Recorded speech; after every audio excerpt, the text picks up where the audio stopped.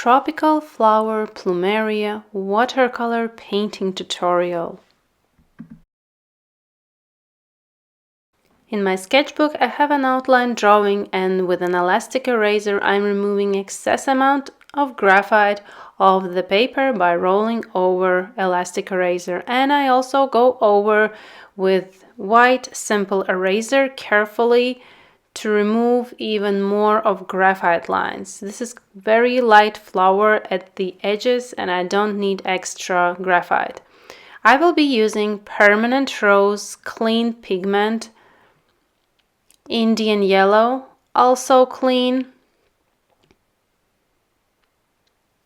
Perlin violet for darker spots, Sennelier red.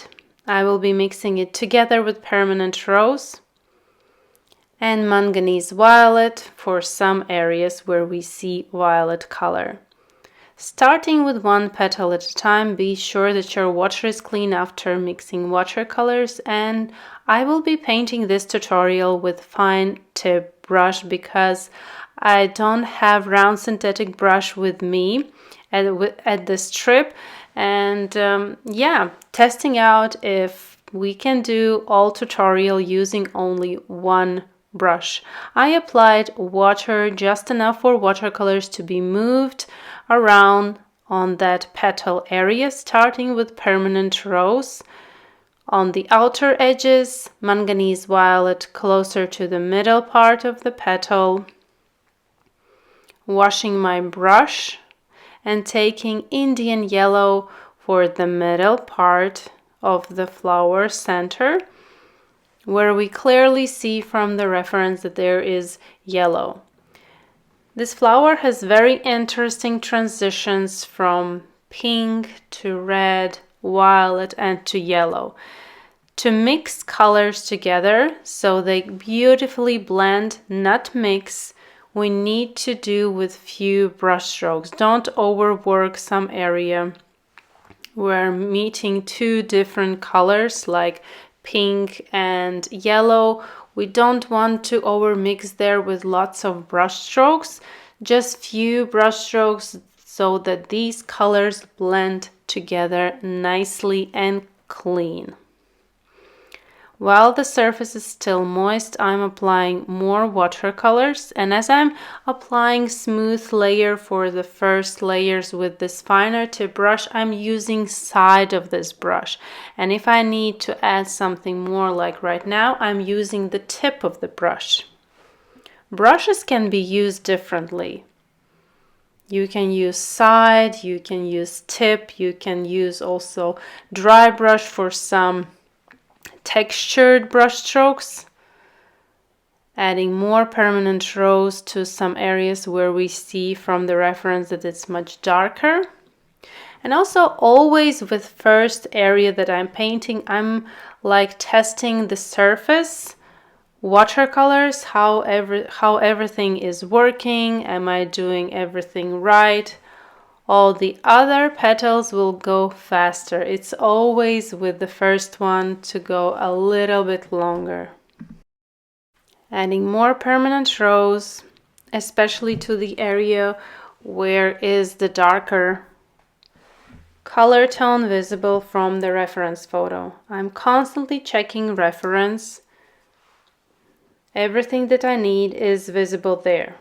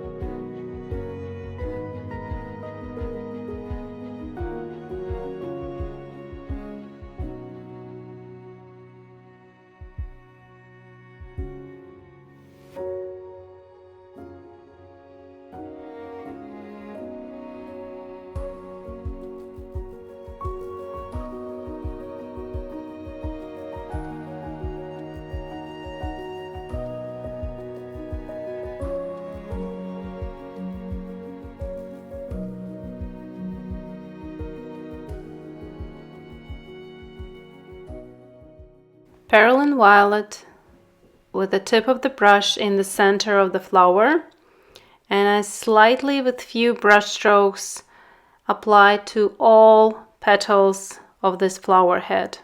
Just lightly. I'm not going super dark at this point.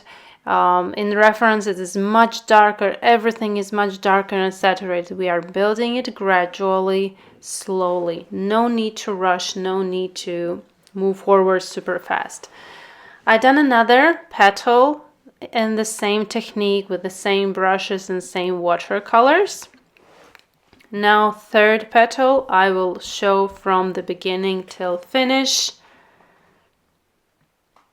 Applying smoothly permanent rose on a wet surface. Indian yellow to the center part. Carefully blending them together with few brush strokes. No need to overwork area where two different color tones are meeting. We can see in the reference that they are clearly stated yellow and pink. There are slightly mixed area in between, but still we can clearly see two different color tones. While the surface is still wet, applying darker watercolor on the upper edge where we see a darker area. And here with few brush strokes, blending watercolors together. Cenelia red to the lower part, which is very close to Perylene Violet area. There we have this yellow part, much darker, closer to orange, which is Cenelia red together with Indian yellow, makes a beautiful mix of orange. Adding more permanent rose to the upper edge while the surface is still wet. Moving forward to the first petal, I will also show the whole process of painting this petal, and this first layer is really important. It is transparent. I have tonal values. I have different color tones.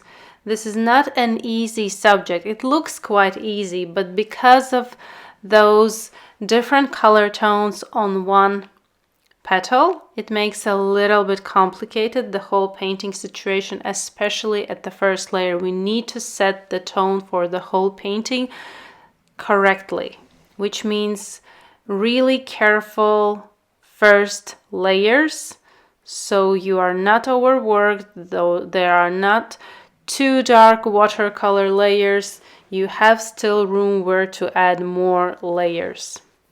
Technique is the same also here. Only difference is on some petals there are darker areas or lighter areas, but the approach of applying watercolors is the same. Added permanent rose together with Cenelia red to the darker area of this petal. Here the right side edge is darker, it is in the shadow and creates the area slightly darker. And the area which is on the left, it's really light. I think it's one of the lightest on this flower head. Careful observation is a key to success. Careful observation of your reference. Open right beside the tutorial or on the other gadget and carefully study each petal. Follow.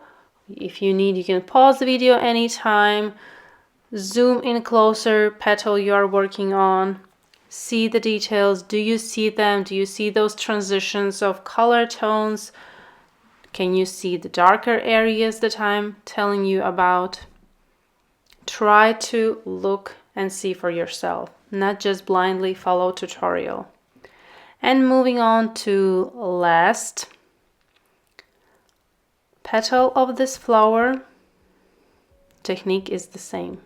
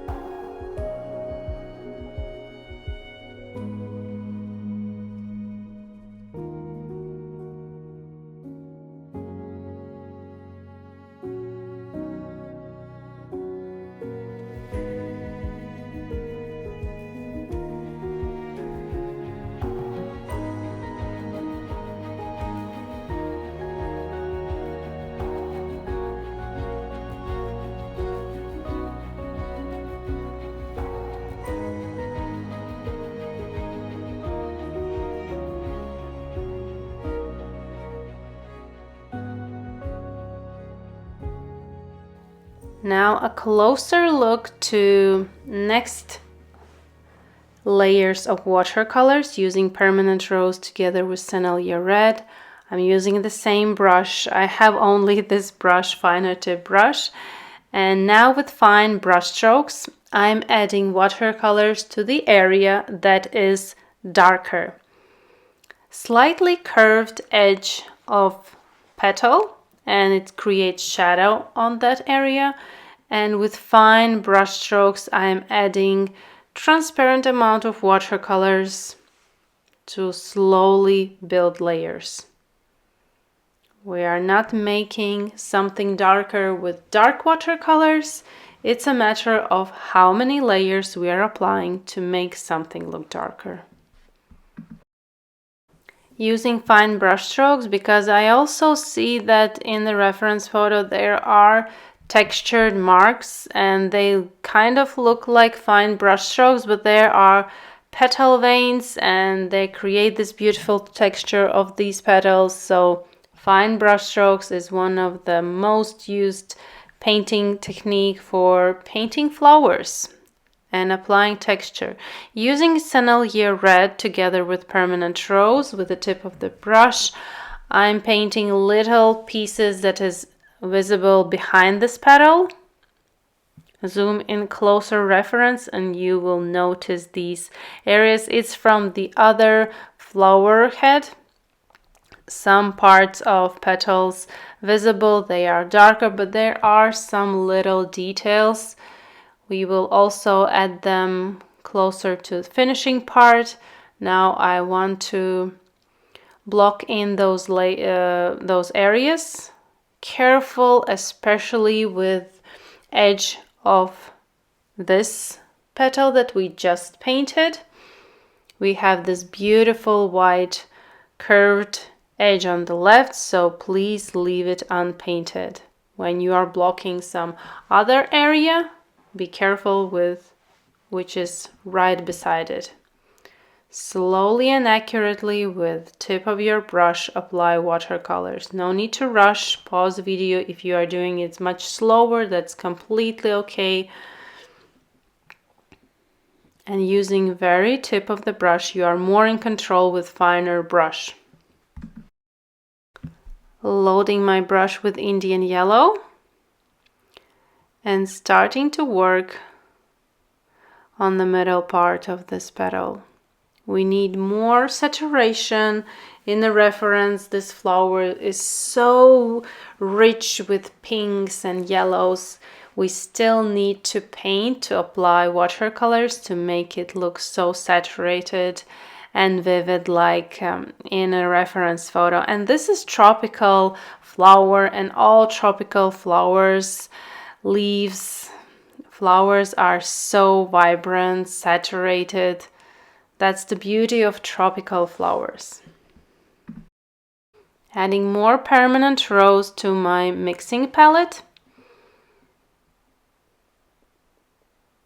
Removing excess amount of watercolors in paper towel, which is always in my left hand, and painting with brush in the right hand.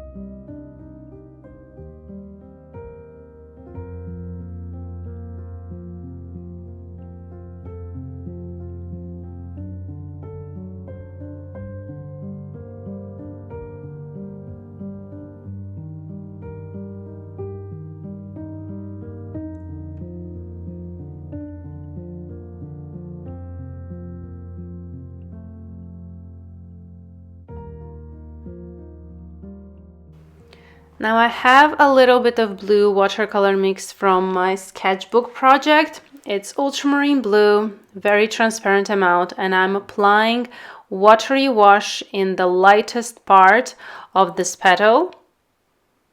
It will create a very cool look for the lighter part, and I want to keep shadow area warm.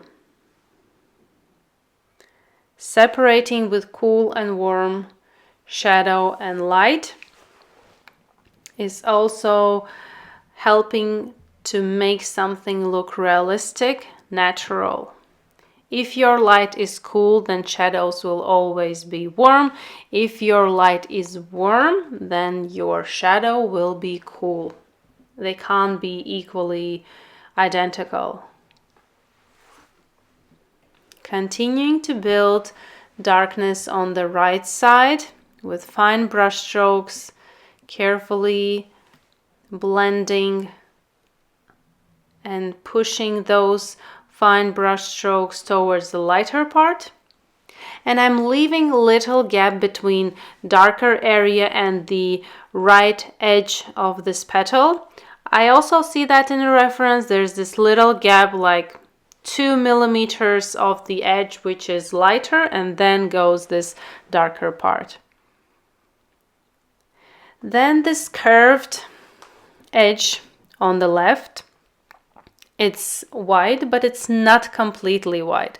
Closer to the center, it's more yellowish because it's reflects the yellow part of the middle. White reflects everything that is around. And I'm taking manganese violet to get the shadow part on this curved area. So if anything is white in composition, it's never completely white. There are also shadows, reflections of something that is very close. Continuing with next petal. Approach is the same, looking at reference with fine brush strokes, adding layers to make it more vivid, more realistic, and darker.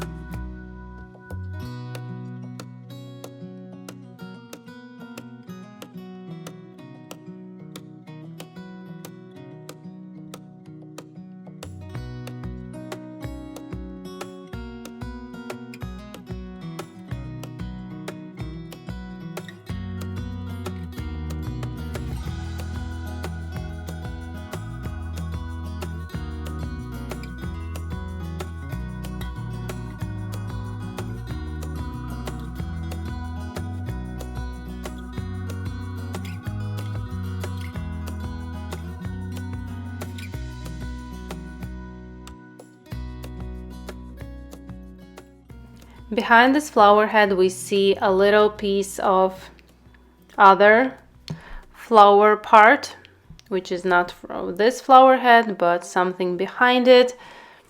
And we shouldn't be painting it super detailed. It's also in the reference, not so detailed. The most detailed in this composition is this front facing flower head.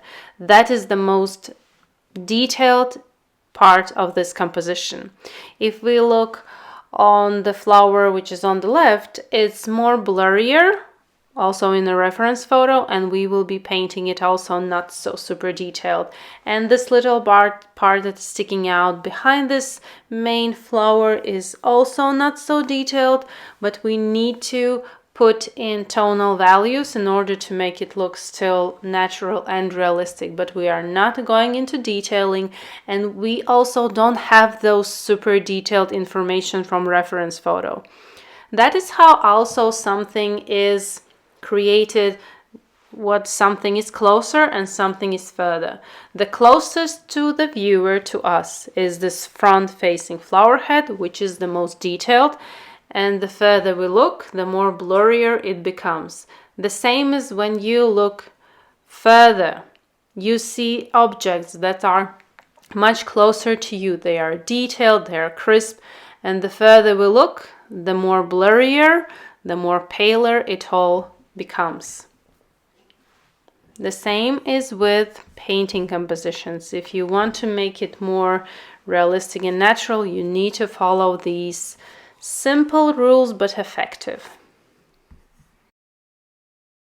And we'll continue to work on flower head.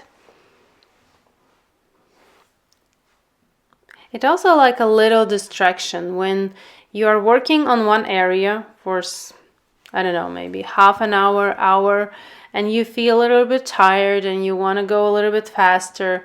Switch areas, do something different, do other area, or completely take a break and come back relaxed.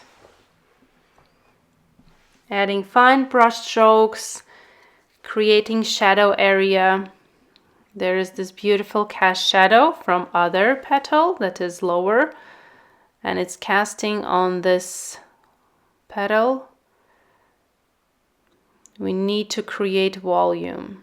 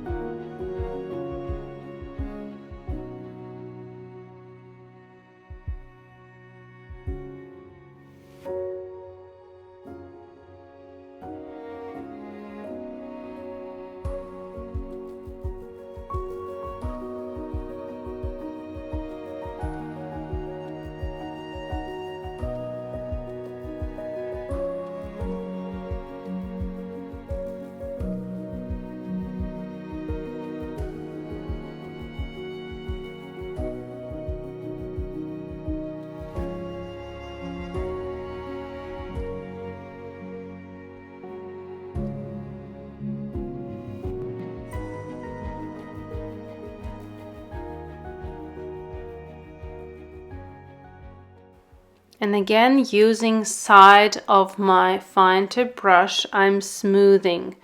My brush is slightly moist, and when I'm smoothing it, the same what I'm doing with round synthetic brush, I get much smoother surface, blending those brush strokes, colors, but still keeping texture. So everything can be done also with one brush. Maybe it's more convenient with round synthetic brush, but in my case I don't have it, so I'm using what I have. and I still can get the result I need. Here is a closer look of how I'm painting finer brush strokes using the very tip of this finer brush. And another thing with this flower, from the reference photo I can clearly see that some edges have a very nice crisp darker edge.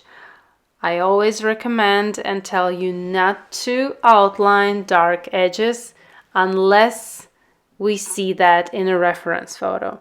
And in this case, I can clearly see that there's very fine line of crisp edge, but that crisp edge should be really fine. Better test your brush and your brush work on a different piece of paper until you are confident that you will apply really crisp edge. Continuing further with the next petal, technique is the same, fine brush strokes using Indian yellow, permanent rose, Sennelier red. Also at the end, I'm applying ultramarine blue to the lightest part of these petals, and perlin violet to the center where we have the darkest part.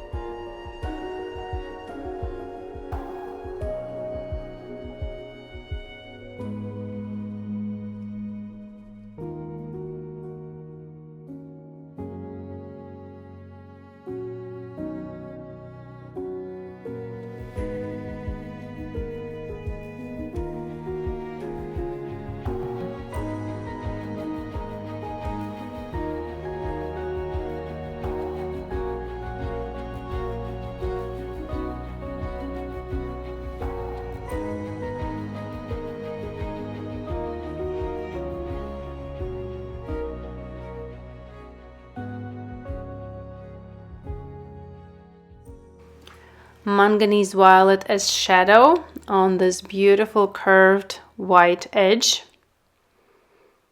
But remember, nothing is completely white. It still has shadows, reflections, and this white edge is darker in the center because it goes inside the flower and there's shadow area.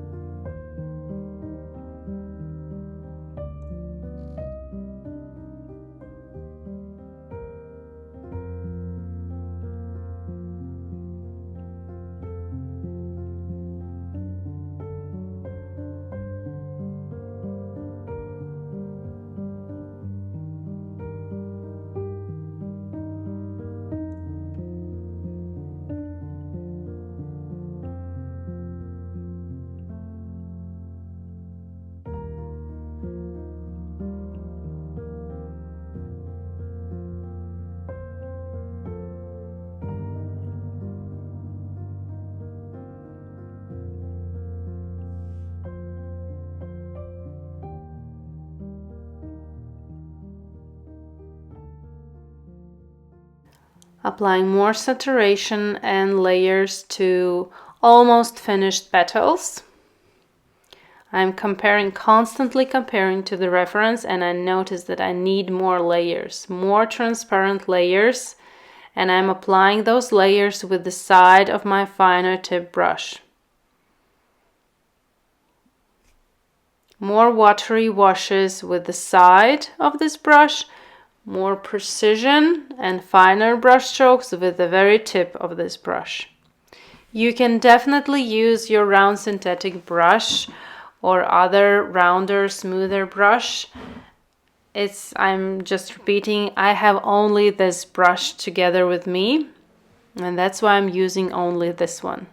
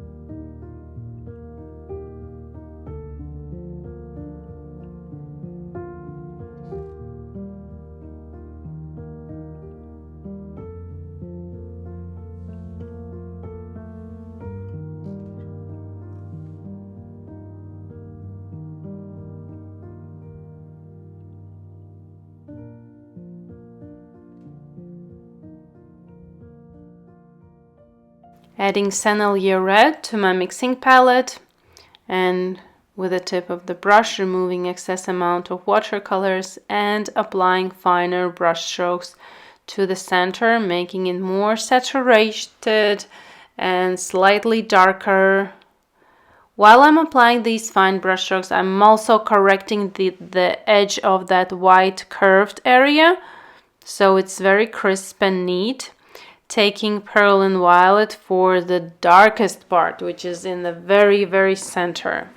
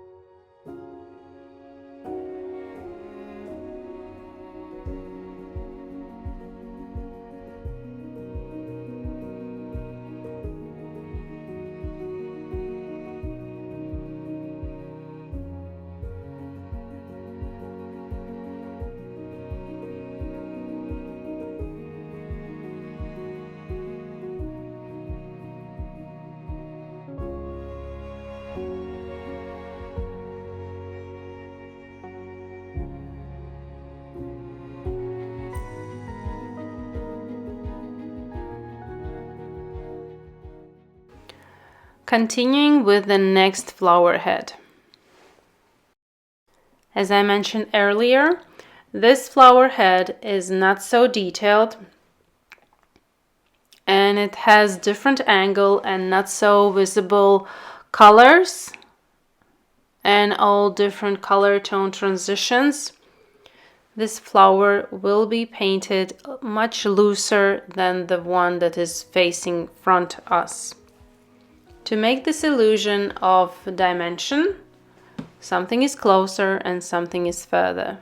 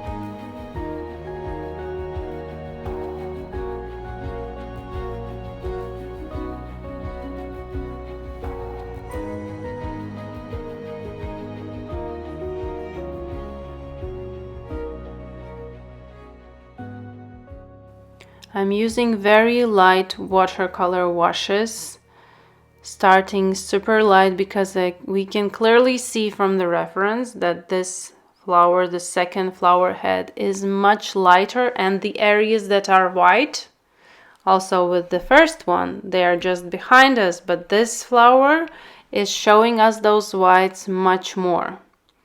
So please start transparently. Don't rush here, don't go too dark.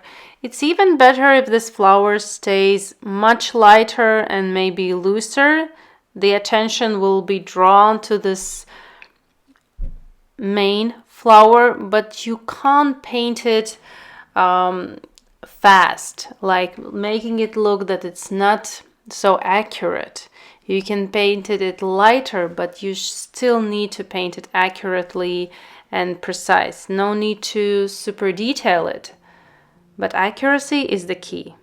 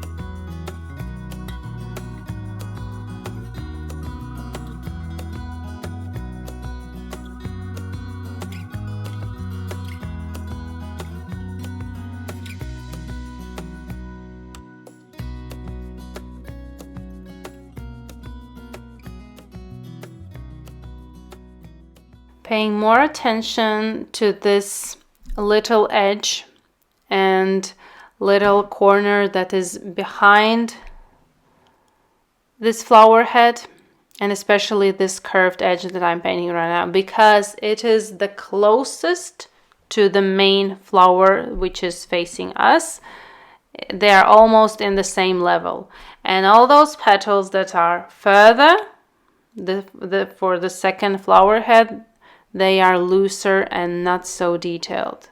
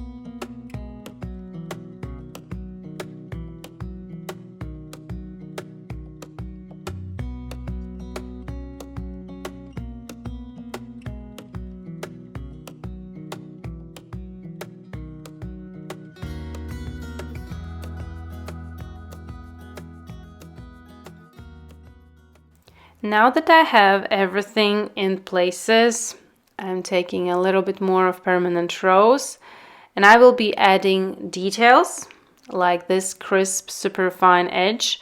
I will be adding more layers of transparent watercolors to create saturation and darkness, maybe some details, maybe correcting some edges.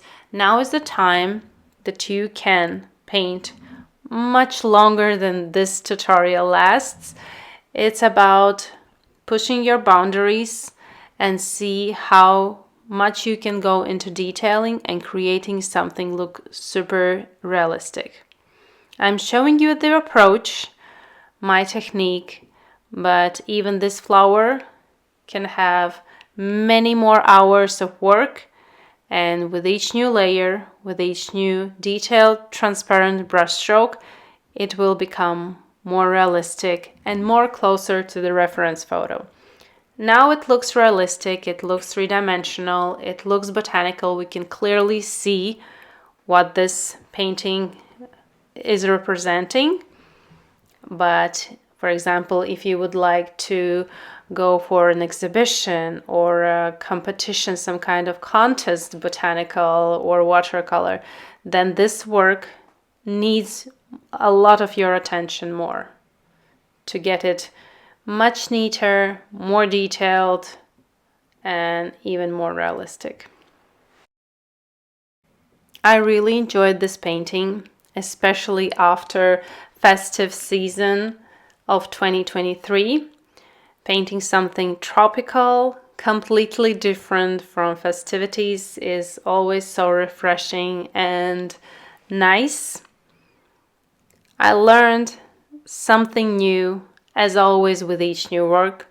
Hope you also learned something new from this tutorial. Welcome to 2024. Hope this year will bring you a lot of creativity and nice moments with your brushes and watercolors. Thank you for joining. Thank you for painting together with me. It's such an honor, and wishing you all the best for this year and your creative journey. Thank you. See you in my next tutorials.